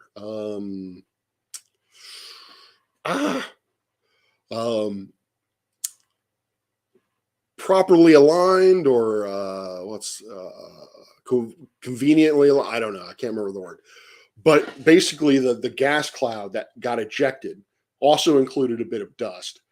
And it got ejected very much into the line of sight of the Earth. And so as this dust cloud popped off of Betelgeuse, what it did was, as it got further away, it started to block out more and more of the light behind it, the dust did. And so Betelgeuse appeared to get dimmer as that dust cloud moved away and blocked more of the light.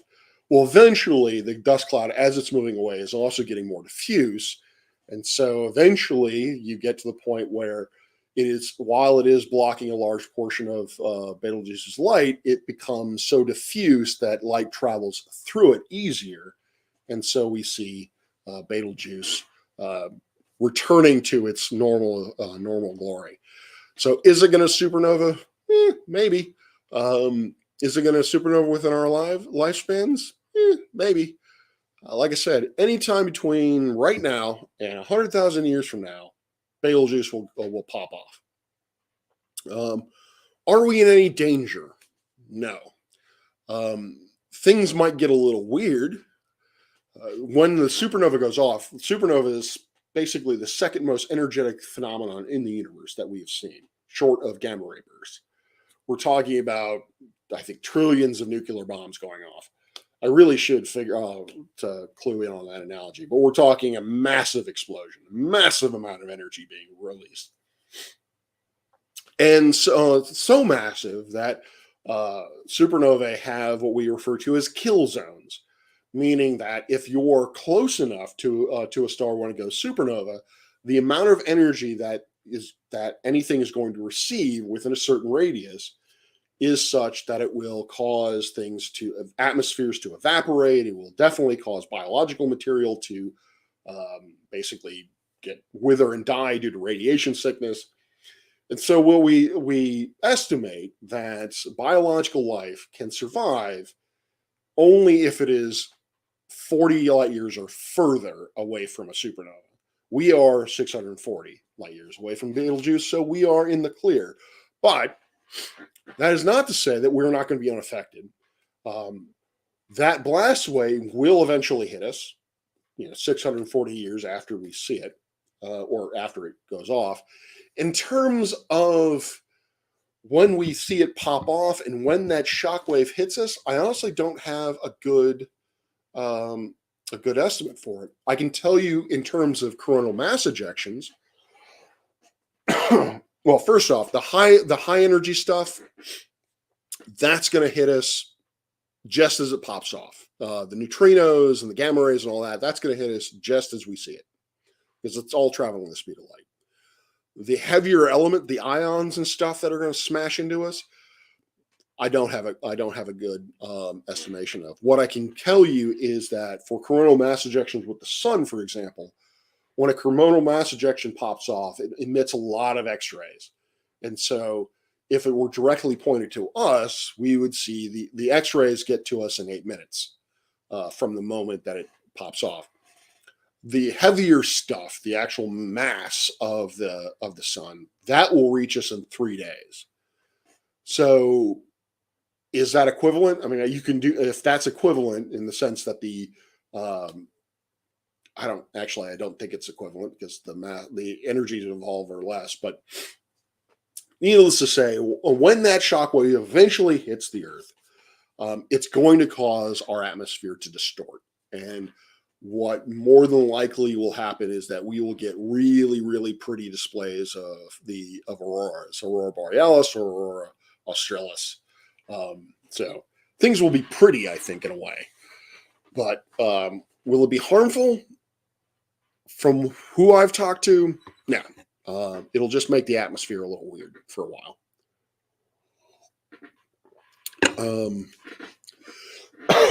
So, all right. So yeah, we're still seeing the comet. Oh man.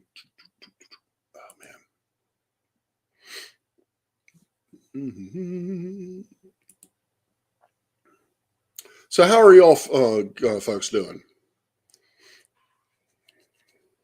out there in the tubes, the tube lands? Pardon me.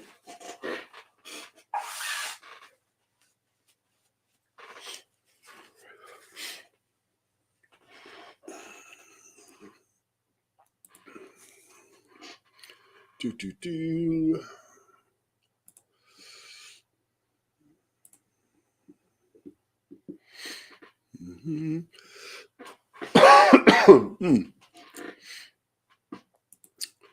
So those of you who are just joining or joined fairly recently, I'm hoping to be able to take control of the telescope in about 20 minutes.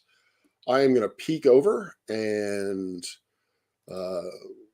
see what the website or what the webcam will show me. All right. So there are still plenty of people there, which is good. Good. I'm glad that we are having we're having such a successful night, at least from a public standpoint. Yeah, my days of helping people move are pretty much over at this point. Homemade apple pie, 420 and custard. I'm down with 2 of those things. Smoking tends to give me a headache. I never really did take to it, to be honest with you. But homemade apple pie, man, I haven't had that in a long time. I haven't had custard in longer. Maybe I need to come to Ireland. Oh, crud. What you're seeing there, that image that he had just taken, the reason why it looks kind of muddled is because it looks like clouds are coming in. I worrying that the clouds would be an issue, but I was hoping that we could that it would hold out long enough.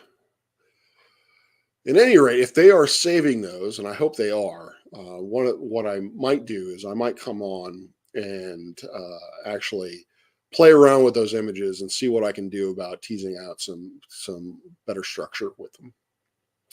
So who knows? Or I could do it now. Let's see.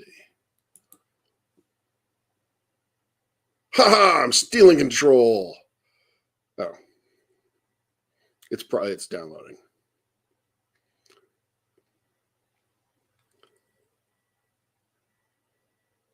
Ha! I'm stealing control.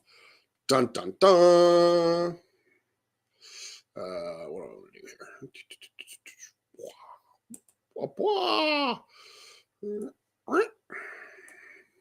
here? Gaussian, no. Exponential, no. Riley, no. So yeah, that's a bunch of poop. I don't think we can get the. I don't think I'm going to be able to tease anything, at least not out of that mess. So, all right, giving them back control. Oops. Where is? Yeah, there we go. So that was, yeah, it's, oh yeah, Norm, you're in the area. So you could tell me what the weather conditions are like, because I'm stuck in my house. Yeah. I'm hoping, like I said, hoping that it clears up, but it's definitely going to get worse before it, over the course of the night. So who knows? Who knows? I know I did a poll, and I think people asked for the options that I gave. I think people asked for a show on black holes, which I still want to do. Just haven't had the time. Just not sure what I want to say about black holes. Should I go the usual route? I think what I should do is, what I'm thinking of doing is something like the perilous journey of basically talking about you have this intrepid astronaut falls into a black hole. What is it that the person experiences, the astronaut experiences, and what is it that we experience watching that person fall? I think that's what I'm going to do. I think that's the story. Is I'm going to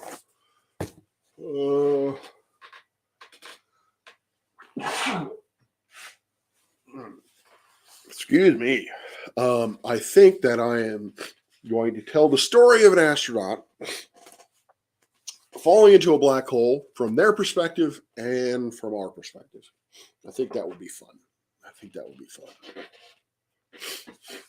Oh, man. Can we throw a flirt into a black hole instead? I suggest Oakley. I got no problem with that, actually. Okay, I think I'm late enough into this that only those please let me know when it is available in India. Sorry, I didn't see that until now. That is a good question. Is it available in India? I don't think the wait a minute. No, India is not in the southern hemisphere, moron. So, and it's circumpolar. So basically, what I would suggest to you is that it is in or about, the comet is in or about where the Little Dipper is, or the Polaris, a North Star. So depending on where you are, if you have a good sight of the Little Dipper, whenever that is in your night sky, that is when the comet will be available to you in India. I'm actually kind of impressed someone from India is watching this. I will plug this again. Another YouTuber who has his own setup. Bob the Science Guy. He is. Let's see. There we go. Nope.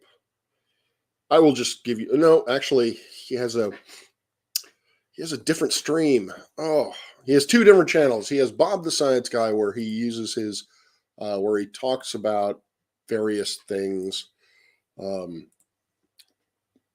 see here. Copy, paste. Here we go. There's Bob's. There's Bob's main site, and then he has his observatory site in, because he has his own observatory in northern Michigan.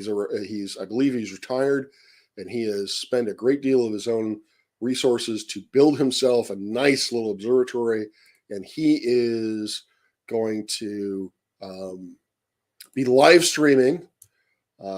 Is it recent? No, it's he named it something. He named it something else. I'm pretty sure he does. That is one of his channels, but let me see if I can find it.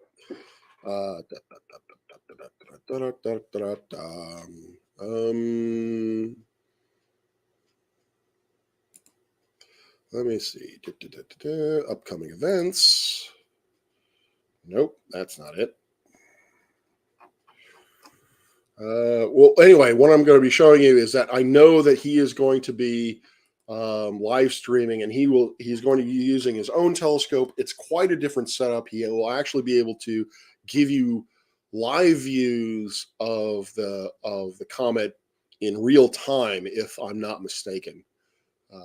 So I just saw this somewhere but I cannot for the life of me find it. And I can't remember the name of his observatory. Maybe. Is it in here? No, it is not there. Is it over here? No, it is not there. Crud. Super crud. All right, I got one last place to look, and then I will stop.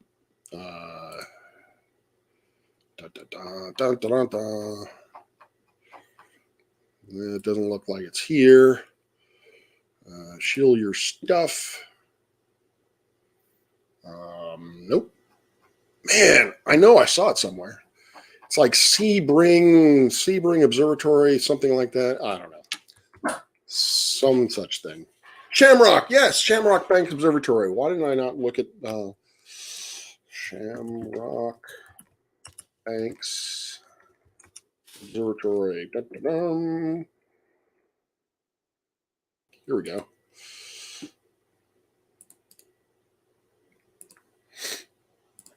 So here is the link to his live stream, which will go live in about 4 hours. He is in Michigan, from my understanding, so so his weather conditions are going to be far different than mine. I'm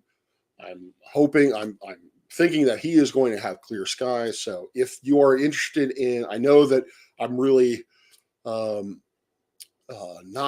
showing you the best images of the comet, but if you want to see, like I said, the comet in real time through a citizen scientist telescope, a telescope setup that you yourself could potentially have with the right amount of money and the right amount of work, please go to that. See his live stream. So yeah, it starts in 4 hours. So whatever time it is for you now, wait 4 hours, go to that stream, or watch it on replay. It's the little teaser that he gave from observing, I think, last night is actually pretty cool, because you can see it, like I said, in near real time. If not in real time, you can watch it actually move across the field of view. His observations, unlike ours, where we have the telescope tracking on the comet itself rather than the stars. We have the comet track. We are tracking on the comet, not the stars. So the stars are going to look a little oblong because they trail over the 30 seconds that we take the exposure. Bob, on the other hand, he is tracking the stars. So for him, the comet actually moves. For us, the comet stays still and our stars move. Anyway. So yeah. Name of Bob's observatory channel is there. The link to his YouTube, or the link to his live stream is there. So I highly recommend checking that out.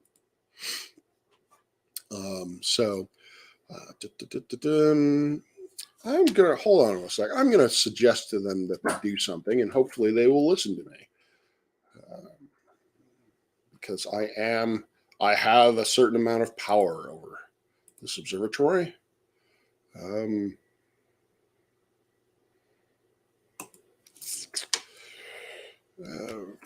Let's do PTAs.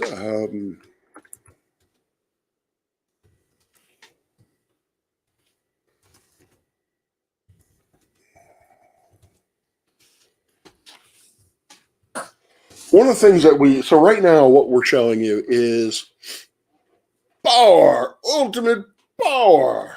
Yes. That's cool. Wow. I think I'm going off on a huge limb. I think that might be a Starlink. Those might be Starlink satellites abusing our image. Definitely satellites of some sort. I've never seen 3 streaks like that, fairly equally spaced streaks like that. Maybe it's a plane? I don't know. Could be a plane. The faint going into a bright streak, that may be that may be caused by blinkage, something blinking. Who knows? So with our observatory, I've been remiss in telling you all what capabilities we have with our telescope. So what I've been highlighting, or what we've been highlighting, is that we can use a CCD camera. Elon. We use basically a CCD camera, which is a fancy way of saying a digital camera, a monochrome digital camera. And we can take, which is, ours is 4K by 4K. And we take digital images where we can not only produce pretty pictures, but we can actually do real science with them, such as determine the brightnesses of things, look at the brightness of an object over time, so forth and so on. But that is not the only way that we can observe the sky at our observatory or with the 32-inch telescope. We also have an eyepiece that we can use to do so, and we also have a video camera, a live video camera that we can use. It is a very, very old camera, but it is there, and it's in color. It's a 3-color image. So what I'm hoping to do, what I just poked my people to do, is I want to see if we can actually get the comet into that camera so that we can literally show you a real-time image of it. So, and they are not responding to me yet. So, so yeah, we have those 3. So we have the eyepiece, we have this camera, as you can see, we have a video camera that we can use, and we have our newest installation is an IR camera, and a camera that specifically looks in the near infrared part of the spectrum, or basically into body heat, the body heat range. Well, actually a little hotter than body heat, but you get the idea. These are wavelengths that you can't see with your naked eye. And we're going to be using that camera to do more science on exoplanets, and I'm going to try to use it on young stellar objects or protostars. Excuse me, guys.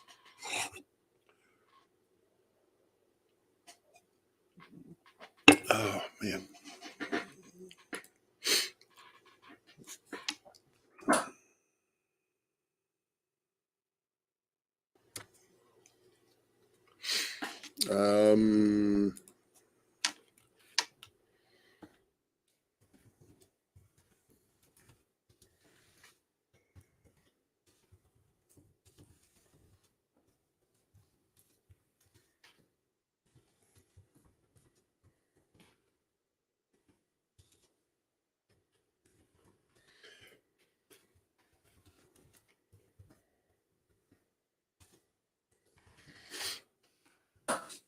Sorry about that. I was communicating with my minions. They were telling me why we haven't used the video camera before, and I gave them a suggestion as how we could use it.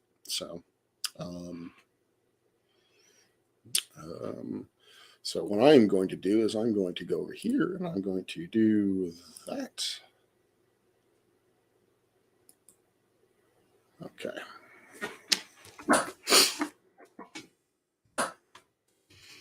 It appears that Kevin is got a crowd of people in there. So again, I'm glad to see that we have a very one of the things we're actually kind of proud of is that we made the dullusmoms.com, basically I guess it's a website for moms in the DC area, but we got advertised by the Dulles Moms as a good place to see the comet. We got a couple of different places. We also got radio time somewhere. So we're getting the word out. We are getting the word out that George Mason Observatory is the place to be if you are in the DC area for looking at stuff in the sky. And I am going to do my best to provide a virtual opportunity or virtual experience to this in order to accommodate. Obviously, our first concern is patrons who are here and who are on site, but I'm hoping to be able to do what I can to bring our observatory out into the ether and allow folks, apparently all the way from India, to see what we can do here at the observatory. Dulles, so it's Dulles moms. I don't know if they're very dull, and I don't know who Dulles is. I think he was a governor. Maybe he was a mayor of DC. Probably a mayor of DC. But yes, Dulles is the airport is also named after this individual. I'm going to go out on a limb and say that whoever Dulles was a mayor of Washington D.C. And I'm now out of coffee. So yeah, I am doing. So I'm hoping to be able to give you live view or to do my best to give a virtual option to folks. So yet again, what we were seeing, for those of you who don't know, what we're seeing on the left there is an image, a digital image that was taken moments ago. And I think we're about to get a new one. Yep, right there, of the Great Green Comet. What we can see with our telescope, with the images that we are taking in presumably slightly cloudy sky, is the coma of the comet. The coma being the material that has sublimated off of the nucleus of the comet and has now created a shell. I've been looking at this, and I think if you squint, you can see that the coma is not perfectly round, is not perfectly spherical. That there is actually a little bit of a tail going off to the left. So I think if you were to compare the image on the left to the image on the right, basically take the image on the left and rotate it like this. Well, I guess like this. No, like that. Basically rotated 90 degrees. So instead of it pointing on the left-hand image, the tail going down, in our image, the tail is going off to the left. Oh, Dulles was the Secretary of State under Eisenhower. All right, sure, why not? No idea. So yeah, I think if you squint, you can actually see a little bit of that tail. And again, the reason why there is that tail, and if you with better imaging, if you were to image this using a DSLR and using better post-processing, you can actually tease out there is a much longer tail. That tail that we're seeing hinted at actually goes out many tens of arc minutes, if probably not a degree. And the reason that tail exists is because the material which is sublimating off that rock or that nucleus is being pushed out into space by radiation pressure from the sun. The sun's light is literally causing the material to be pushed outward away from the sun, which is why cometary tails are always pointing away from the sun. Even when they circle around, the tail is always going to be pointed away from the sun. So when the comet is going back out into space, the tail actually precedes it, goes before it rather than behind it, which might be that might be a misconception that folks have, that the tail is always behind the comet, but that's not actually always the case. What it really is that the tail is always pointed away from the sun. So, yeah, flat Earth. I think I'm finally done with flat Earth. I don't know how much more there is to say about it. I don't know how much more I can learn about it, learn about the folks that get into it. I still would like to talk to flat earthers on my channel and have a discussion with them as to why they believe the things they do and why they deny the current state of science and things of that nature. But I don't know. I'm kind of done. I'm particularly done with, as Blue Marble Science would point out, the Euclideans, who basically cling on to that Euclidean geometry is the only geometry that exists, because now they're getting into arguments like whether or not anything involving pi is real, whether or not you can actually make measurements using pi because it's an irrational number. Also, apparently, square miles cannot be used as a unit of area for anything other than a square. It's just ridiculous stuff. But even for conspiracy theories, this is ridiculous, absurd stuff. And I'm done with it. I think I am finally at my limit in terms of dealing with these folks. For those of you who were wondering about my state of dealing with folks like that. So, okay. What else can I blather on about? In actual fact, I may be signing off fairly soon because I am rapidly feeling like hammered poop. My chest is really starting to get congested. What Kevin has now popped up is a comet which we took. It's called Neowise.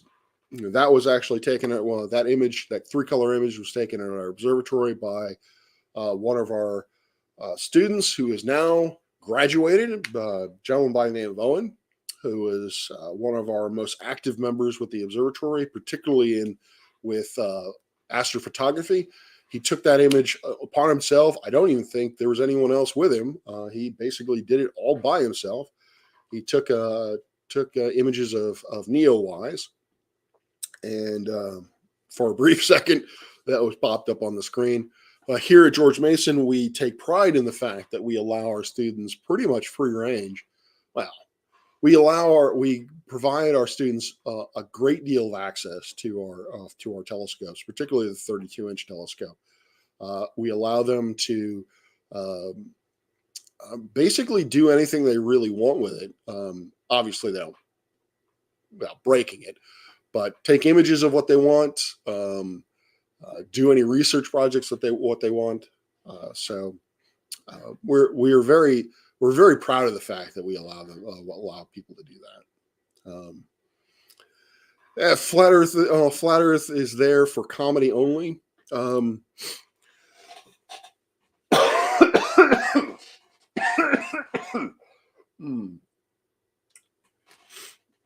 Yeah, I don't know. It's stopped being funny though. It really is stopped being funny for me because